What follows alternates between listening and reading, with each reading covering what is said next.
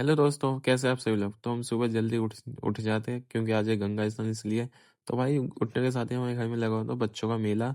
तो भाई इसके बाद हम सीधे डायरेक्ट निकल जाते हैं नहाने के लिए, गंगा स्नान के लिए। तो भाई जाने के साथ मिलता है रास्ते में बहुत तगड़ा ये जाम। तो भाई जाम में फंसे थक जाते तो हम भाई यहीं से बाइक उतार देते अपने नीचे। आप देखिए कैसा रास्ता था। यहाँ से बाइक उतारने के साथ हम निकलते हैं अब आगे की तरफ। तो भाई ये भोले बाबा की मूर्ति है। तो भाई यहीं पे हम पुल पे बाइक लगा देते हैं। तो भाई ऊपर से देखिए अब कितनी पब्लिक दिख रही है। तो हम यहीं पे बाइक लगा देते हैं अपनी। तो यहाँ से अब चलते हैं अब पैदल पैदल आगे की तरफ जहाँ से हम नहाएंगे। तो अब देखिए भाई क्लाउड कितना ज़्यादा है।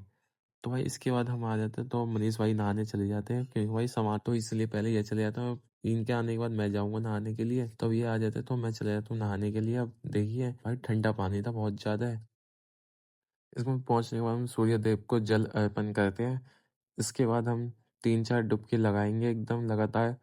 डुबकी लगाने के बाद भाई हम भी आ जाते हैं नहा धो के बाहर। तो अब यहाँ से कपड़े पहन के अब निकलेंगे हम भी अपने घर जाने की तरफ। तो तेजी से हम निकल जाते हैं हम यहाँ से क्योंकि भाई टाइम भी।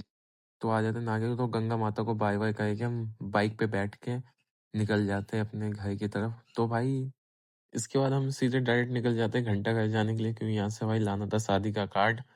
तो चलते हैं अब घंटा घर की तरफ। तो भाई हम पहुंच जाते हैं घंटा घर में, चलते हैं दुकान पे। तो हम दुकान पे पहुंच जाते हैं। दुकान पे पहुंचने के बाद हम कार्ड लेके निकलते हैं अब।